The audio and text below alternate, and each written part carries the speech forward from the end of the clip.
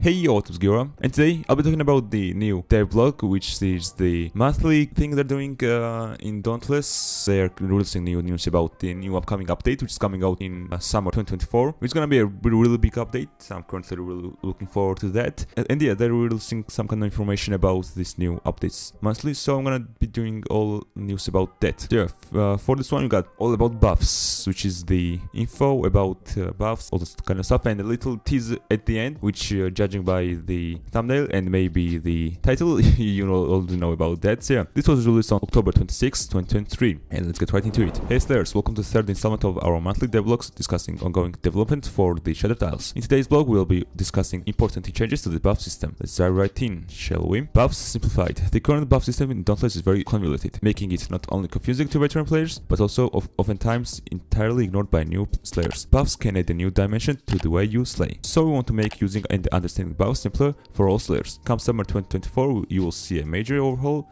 that streamlines all buffs into a set of 6 core buffs. Okay, pretty cool. They're gonna be revamping all the buffs into 6 different categories. Perks, amps, cells, weapons, and other sources of buffs will all be converted to grant you stacks of 1/6 of core buffs. These core buffs will all have bounds that run in either direction, positive or negative. More on this below. Oh, okay. Okay, the 6 core buffs, let's go. So we got the might, critical speed, vitality, defense, and endurance buffs.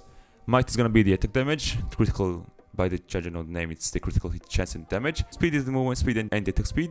Vitality is the HP, defense is damage reduction or increased damage taken, and lastly endurance is gonna be max stamina and stamina recovery. So yeah, let's see how these buffs are gonna work too. With the introduction of stacks bound in positive or negative, like +10 or -10 might, there are a few interesting things we can do to spice up gameplay and improve balancing. We can let some creatures of Behemoth have attacks that reduce stacks of buffs. Having negative stacks should yield consequences like reduction of your max health if you have negative stacks of vitality, or having a percentage of chance doing a weak hit instead of strong one when you have negative stacks or critical. So yeah, basically like when Boreas hits you, like he's gonna put some froze effect on you and you're gonna have like less attack damage, something like that. Okay, the why.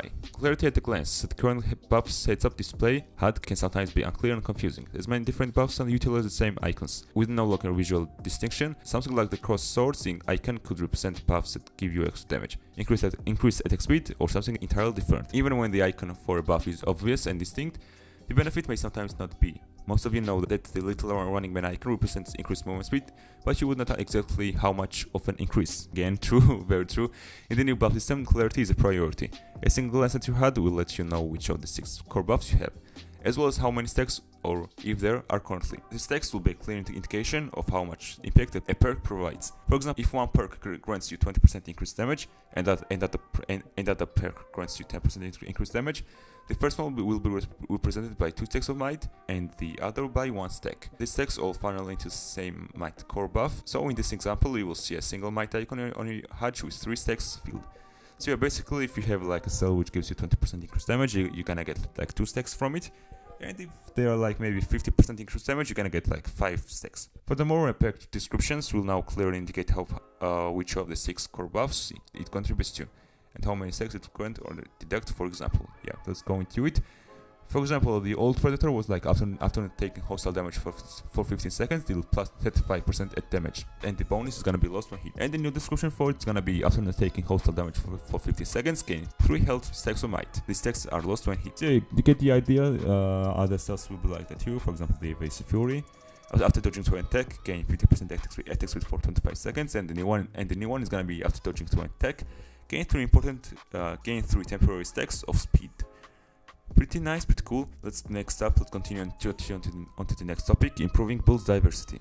Having bounds for each core buff, including the one that covers damage, will greatly improve your build diversity. Okay, I really like that one because I'll do a lot of builds on the channel. Currently, damage is king and most players can sacrifice other utility perks for more damage buffs. True. In the new buff system, once you have mixed out the number of stacks in your might buff, additional perks will not add more stacks. So yeah, basically you can't go over more than 10 stacks in my I guess from this sentence. This will encourage more creative distribution of the rest of the perks to make builds that could fit a wide variety of situations and playstyles. The current systems have many different buff packs to consider and memorize when you are making a build. The extra layer of complication makes it hard to know what to choose and how everything works together. With the new streamlined system, you can focus on making builds that are diversified yet simple and put together. So yeah, okay, next up, universal stacks and teamwork. We're also looking at ways to leverage buff stacks and player builds in interesting ways via concept of universal stacks. One idea we're currently considering is placing treasure chests on islands and having these chests require a certain number of buff stacks. Ooh, okay, interesting. Or a specific core buff type to open. Also, we'll basically have like chests that you can open if you have like maybe plus 10 stacks of might, or maybe plus 5 stacks of I don't know, defense or something like that. The number of stacks needed may exceed an individual's maximum for the buff type, so you may find it beneficial to team up with other players to meet this universal stack requirement that will unlock these chests for everyone on your team. Oh, okay. So there are basic chests which give you something, but if you don't have a specific core buff type or stacks, you're not gonna get anything. And also there are gonna be some chests that require more than 10 stacks, and in addition, it requires more players to open the chest. So yeah, I mean, if you're going solo, that might be a little bit bad, but I guess if you're playing in a party, it's pretty good. There's little T's right there. I'm gonna slowly go down. Okay, we will share more details about this new buff system and how it ties with the changes we are making to cells and weapons later. As always, let us know your Twitter, also on Twitter and Reddit and also stuff. So yeah, we also want to let you know that we have heard your feedback on the topics we've previously covered in our dev blogs. We are aware that weapon swapping has raised some concerns about leaderboards and power creep. Taking your concerns into account as we move forward, we certainly expect a behemoth encounter this duration to increase slightly, despite the increased power that will come from having two weapon options. Okay. As for pursuits, our earlier thinking was to have pursuits replace hunt grounds entirely. However, after receiving patient feedback from the community, it became clear that the larger number of players enjoy the freedom of hunting in the hunt grounds as much as we have begun to explore a world in which pursuits could coexist alongside the hunt grounds. While we still want pursuits to function as the skill tests that allow you to make meaningful progress through the game based on your own ability, we're not quite ready to remove hunt grounds entirely. Okay, that's good. I personally kind of like hunting grounds. I mean, pursuits are really good too, but removing hunt grounds was gonna be really bad in my opinion. Your feedback also lets us know that you like to stay and slay multiple behemoths, explore the islands, have shorter load times for hunt grounds, and have fewer load strings. That's why I like them. They're all great. That will help us as we continue the development for the Shadow Tiles. Okay, and now for the last tease, I'm gonna show you. Boom! Here it is, the little animation of this guy, which I think they're cooking something here. I think they're gonna be adding some pets in this game, because why would they like put this here if you're not gonna do anything, right? So we've got this little cute creature right here. I mean, we wanted to have behemoth pets for a while now in this game, and I think they're currently adding them.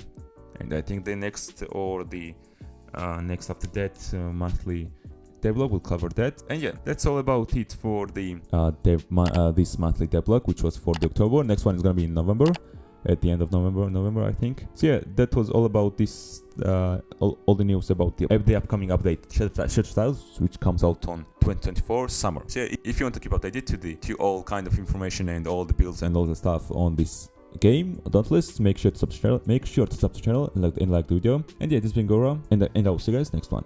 Peace.